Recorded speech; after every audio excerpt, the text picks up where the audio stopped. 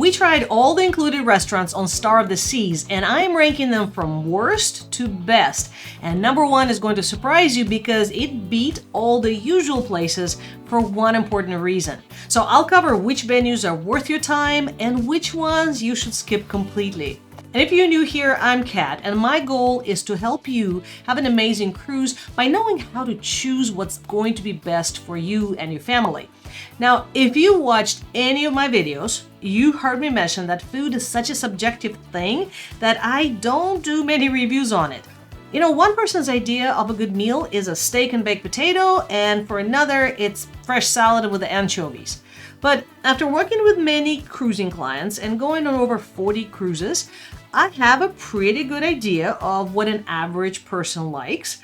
So if you're not a chef at a gourmet restaurant or a person that just eats McDonald's burgers, this video is for you. Let's start at the bottom with the sweet stuff. Sprinkles is your go-to for the soft serve ice cream, and it is completely free. You got chocolate, vanilla, swirl, nothing fancy, but a little something sweet is sometimes perfect. What I love about this is that there are multiple Sprinkles locations around the ship. So you'll find them on Chill Island, you'll have it on Surfside, so you're never far from that little cool treat. It's basic, but it's free. And when you're paying that kind of money for a cruise, a little bit of free ice cream feels like a little victory. Number 10 is Surfside Bites, and this is that quick grab and go spot right by the Surfside family area. And we're talking hot dogs, hamburgers, popcorn, chicken, and french fries, basically everything your kids are begging for when they're playing. What I love about the Surfside Bites is the convenience, because no kid wants to leave the splash pad, get dressed, go to a restaurant or even the buffet for a full sit-down meal. So this solves that problem perfectly. They also have churros and confetti cookies, which are surprisingly good for that grab-and-go treat. It's not gourmet, but it keeps everybody happy. Number 9 is going to be the Surfside Eatery. And this one is interesting. It's like a miniature Windjammer buffet that's designed specifically for families with kids. What I noticed right away is the portion sizes are smaller, clearly sized for kids, which is good, less food waste. But the key is you can get as many as you want. The food actually is pretty appetizing, which is not always the case with the kid-focused venues or children's menus. So they had all the classics, mac and cheese, chicken nuggets, pizza, and everything looked fresh and well prepared. So if you have little ones and the main buffet feels overwhelming, this is your best alternative on any time, even if they're not playing in a Surfside. It's smaller, it's less chaotic, and is designed with families in mind. Plus, it's open for breakfast, lunch, and dinner, so you have flexibility for any meal. Number 8 is Sorrento's Pizza, and Sorrento's Pizza is all about timing and necessity. This place opens from 11 a.m. to 3 a.m., making it pretty much essential for late night munchies. Now, after a good night, out on a roll promenade, maybe you've been at dueling pianos, maybe at the pub, it's been hours since you had dinner, that's where Sorrento saves the day, or the night. The pizza is not gourmet, but it's good, and it really hits the spot at 2 a.m. You can get cheese, pepperoni, and specialty pizzas, like they had barbecue some nights, they had some Hawaiian pizzas. And here's a tip, you can actually request whole pizzas the way you want them if you don't mind to wait for a little bit. Now, there are also Coca-Cola freestyle machines if you have the drink package, and casual seating gives you that great world promenade, people watching opportunity. Number 7 on my list is El Loco Fresh, which is Royal Caribbean's Mexican cantina restaurant. It's very similar to what you will find on Oasis class ships and Icon. You've got your tacos, burritos, quesadillas, and nachos. They're all customizable. But the real star here is the salsa bar. And I'm talking about hot sauces, guacamole, pico de gallo, jalapenos, sour cream, limes, and pretty much anything you can think of putting on Mexican food, they have it on that bar. And trust me, I load mine up. I think Royal Caribbean loses money every time I visit this place because I pile on everything. There is a complimentary drink station with juices, tea, coffee, which is always appreciated. And the seating is right around the pool deck area. so you can grab your food and find a spot with the ocean views. Number 6 on my list is the Pearl Cafe, and here's where we're starting to get into really good stuff. Pearl Cafe operates 24 hours a day, and that's a huge improvement for what we've seen on other ships. I've talked about this, how one of my biggest gripes with recent cruise cutbacks is the lack of any good food late at night. And I'll link that video here and in the description so you can watch it. But the Pearl Cafe solves the problem completely because you don't have to settle for just pizza when you want a late night snack. They have hot and cold sandwiches, fresh pastries, grab-and-go snacks. They have those little hummus and veggie cups that are perfect for light snacking. They do have a complimentary coffee station, plus they sell specialty coffees if you want to pay for something more special. But honestly, the views are what makes this place just extraordinary. Those floor-to-ceiling windows with ocean views are absolutely incredible. This is a wonderful place to relax, maybe get some work done if you're working, because they do have charging stations everywhere, or just enjoy watching the world go by. Number 5 is Park Cafe, and this is one of those hidden gems that a lot of people just walk by. But many people who are familiar with Oasis class ships, they love it. We're one of them. Park Cafe is open for breakfast and lunch, and it's tucked away in Central Park, and it is absolutely lovely.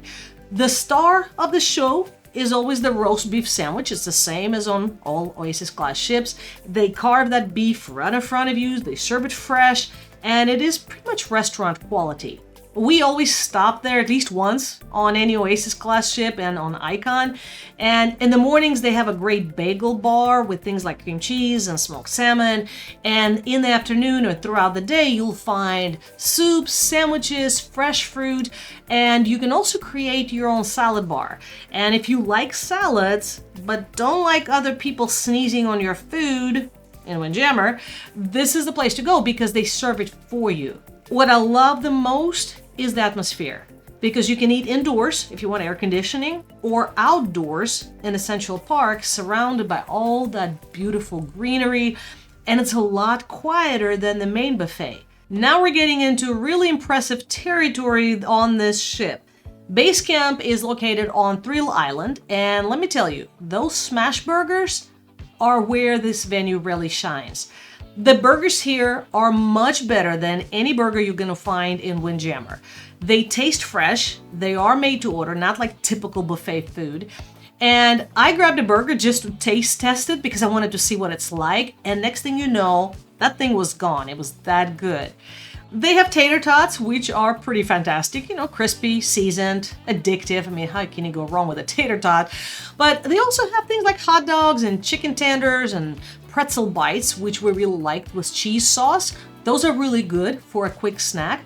What makes this place even better is the convenience, because you're already in Thrill Island enjoying the water park or the mini golf, and you don't have to go all the way to the other side of the ship for the buffet.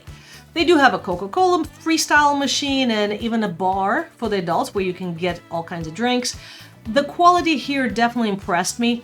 It feels more like a casual restaurant than a typical free cruise food station. Now we'll get down to the top 3, and this is where things get interesting, because the top 3 venues are very similar in their rankings, but they're very different based on what you want for your dining experience. So let's go over them. Number 3 on my list is going to be the dining room. And that is because on Star of the Seas, it is very similar to other Royal Caribbean dining rooms.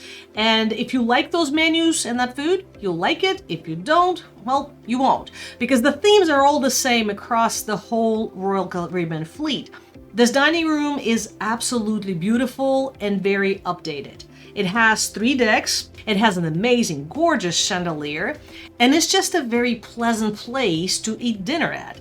You have traditional dining, my time dining options, and the menus change every night with different themes. If you're not familiar with how main dining room works on Royal Caribbean, then watch my other video I'll link up here and in the description, where I cover full details with everything you need to know. One thing I appreciate on Royal Caribbean is that if you're not satisfied with what you order, or if you just want more appetizers than one or more entrees, you can ask for something else at no extra charge. And not every cruise line does that. We've sailed on some that they'll say, no, you're limited to one appetizer, one entree, and one dessert. The service is attentive and they really do want you to have a great experience. So when you want that sit-down, full-service dining experience with multiple courses and attentive service, the main dining room is your best bet. But you see, on this ship, there's so much to do that many people who love eating in main dining room, they find that they want a quicker dinner. And that's where Windjammer is coming up at number 2, and that's the best for variety and selection.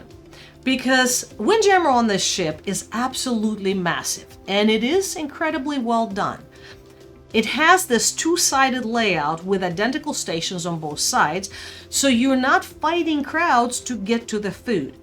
We've been on every class ship of Royal Caribbean, and when sailing on the smallest ships, buffets are usually really lacking in varieties. Here, you have everything you can imagine.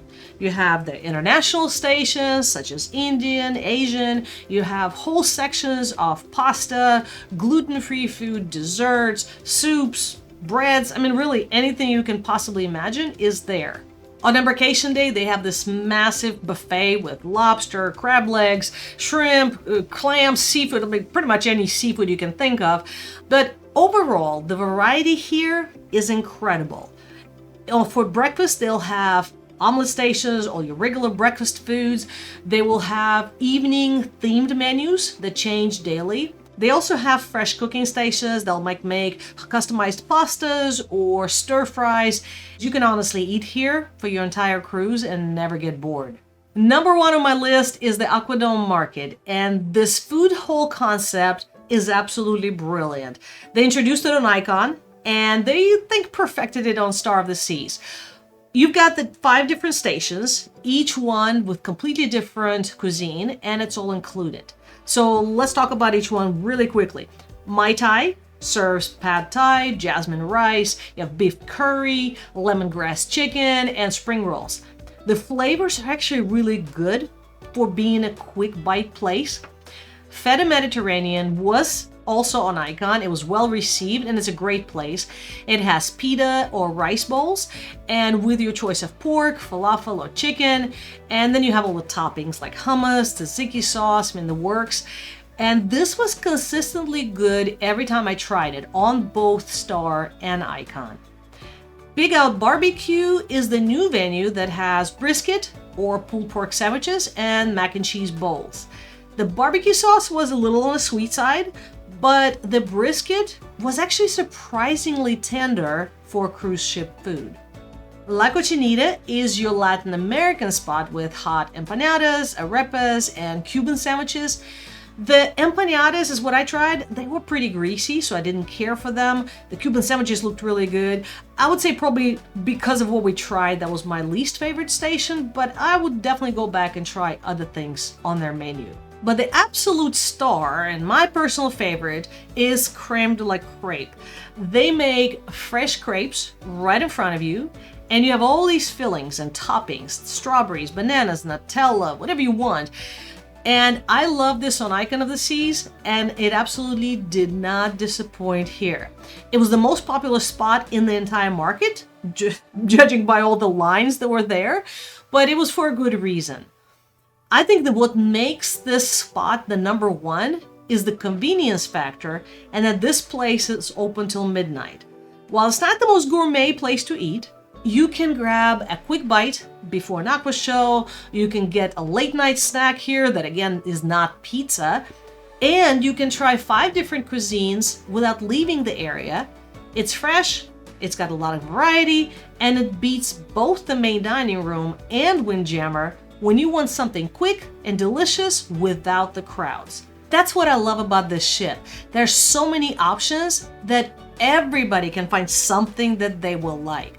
They also have a lot of great specialty dining restaurants, which I will cover in detail in my next video right here. So make sure to watch it next. Thank you for watching.